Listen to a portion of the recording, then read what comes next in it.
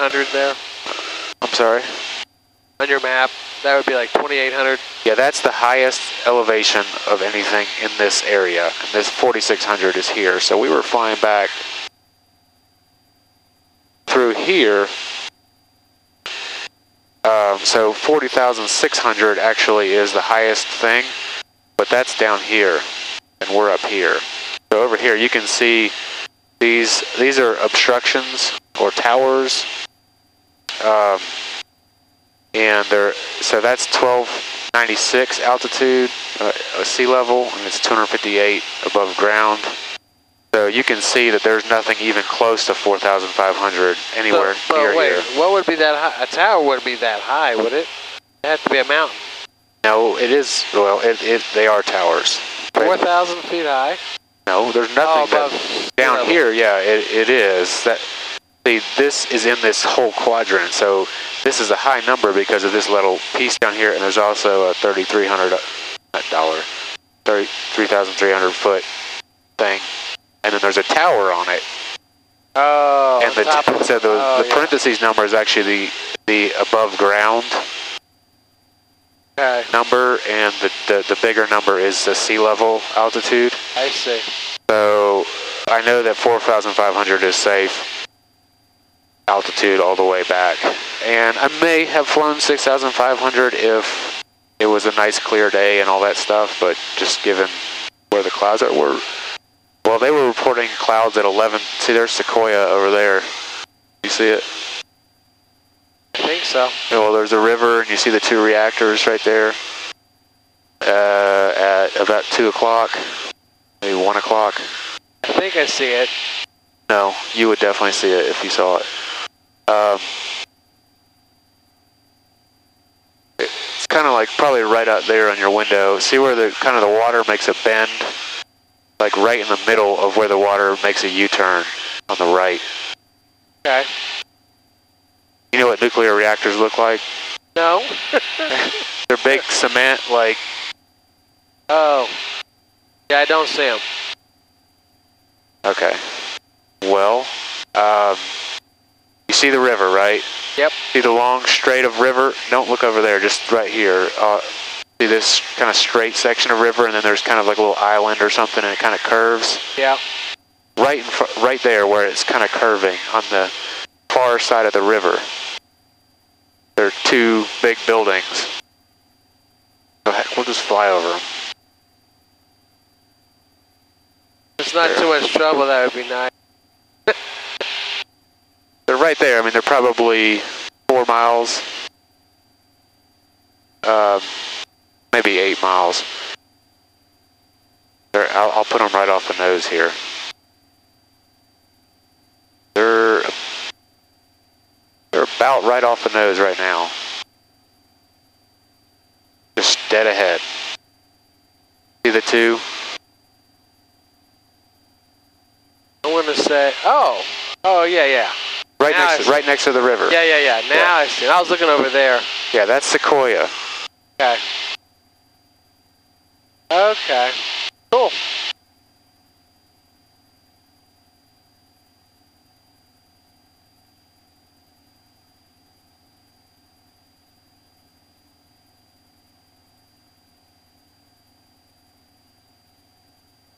Kind of nice to fly with autopilot because you can just kind of look around. And so this is our gas. This is our exhaust gas temperature, which was kind of a crappy gauge. This is how much fuel is flowing. So if I lean it out,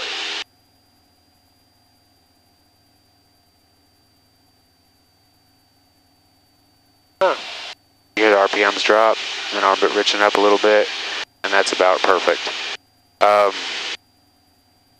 This is our oil temperature, and it's exactly where we want it to be. Oil pressure is exactly where we want it to be. If either of those were having issues, the first thing we would start doing is looking for a place to land. The vacuum controls this gauge and this gauge.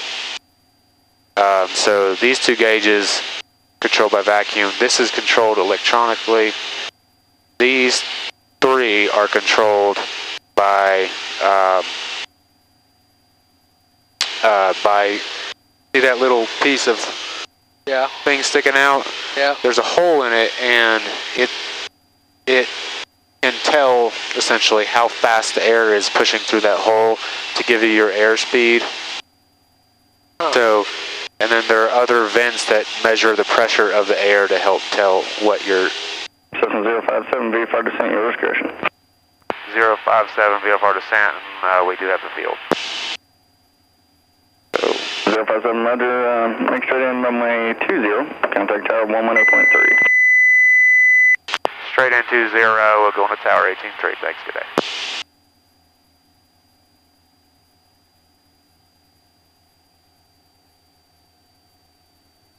The stewardess didn't ask me to... Let me talk to tower report. Chattanooga Tower, November 52057, 4,500, descending for 20. November 52057, Chattanooga Tower, wind calm, runway 20, clear to land. 20, clear to land, 057.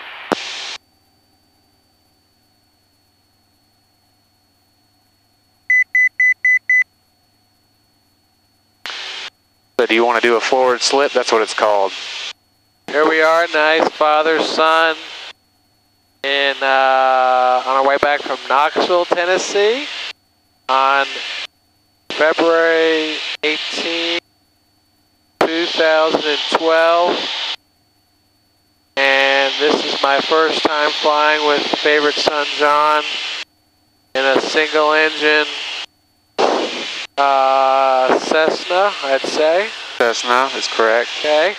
And here's the back area. By the way, that phone probably can't hear you talking. The phone can't hear me?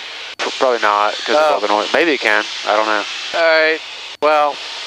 Talk loudly next to it. So, I flew this plane. Is that true? Confirmation, please, John? He did fly the plane. Yes, right here. Yep. And here's all the controls. I'm an expert now. Hopefully nothing will happen to son John, because I don't want to have to get my test yet. You see the airport is right over there. Oh, okay. So, well, bye for now. And, yeah, it's been fun. Okay. See the boats out on the water? That water's pretty low. Wow. So this is, I think this is I-75 right here. Crazy. So much better flying at lower altitudes, my goodness.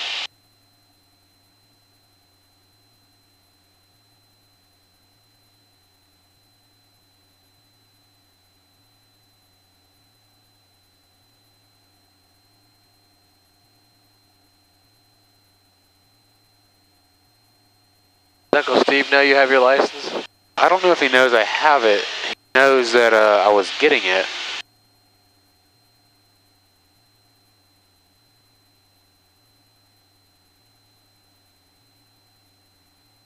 So, as you're approaching an airport, you can kind of look at this right here. I know I'm landing on 20. I can visualize 20. I mean, it faces 200 degrees. So I can say it's basically like this. So okay. If we're facing this way, it's like this. So I can kind of use that to kind of guide how I approach. And if you look, it takes some practice to start. I could never find stuff when I first started. That's the runway up there?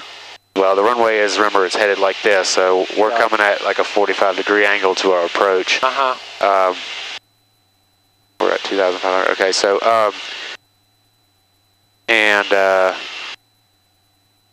hold on.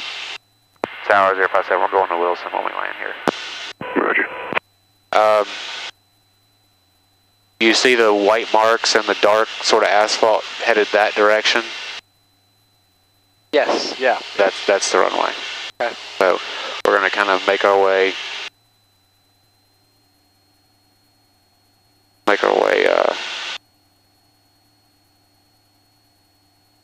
kind of so we're lined up, and then we'll get straight.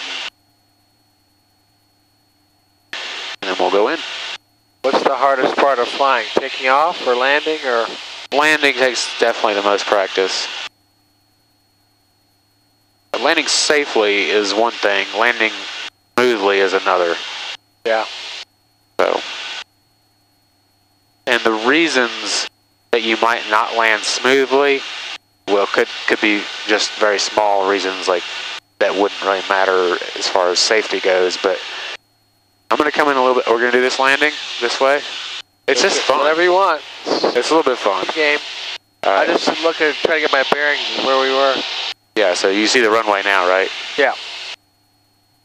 So we're going to come in a little high because we're going to be able to go down pretty quickly without gaining a lot of airspeed. So.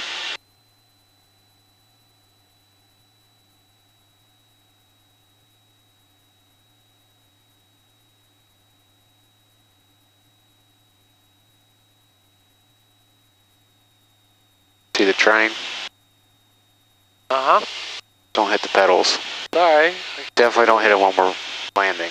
Okay. Yeah, this is I-75 right here.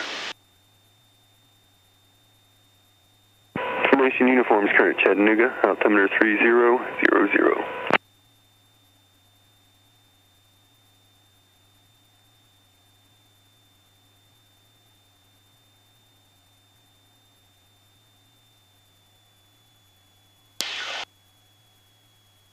All right, you ready?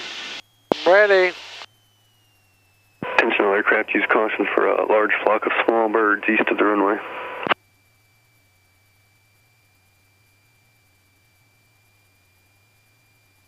This is what you would do if your flaps wouldn't work and you needed to get down and not speed up too much.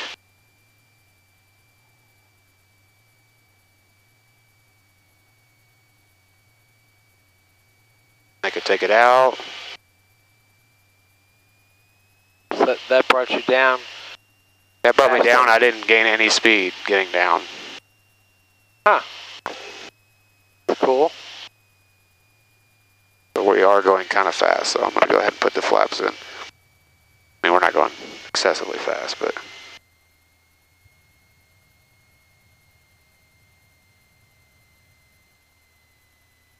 And the trick about landing is basically stay off the runway as long. I'm landing kind of long here because they're going so fast, but...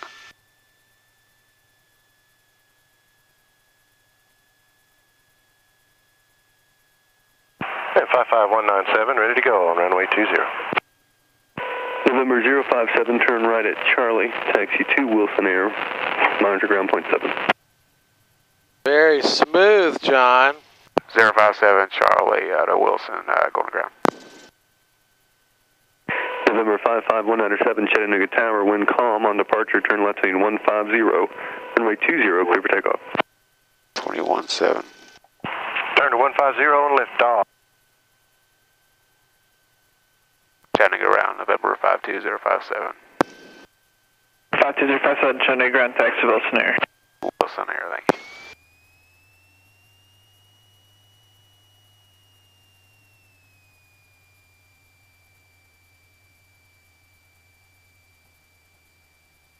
How expensive is a trip like that? Well, we'll see when I calculate the hours, but I pay $87 a flown hour.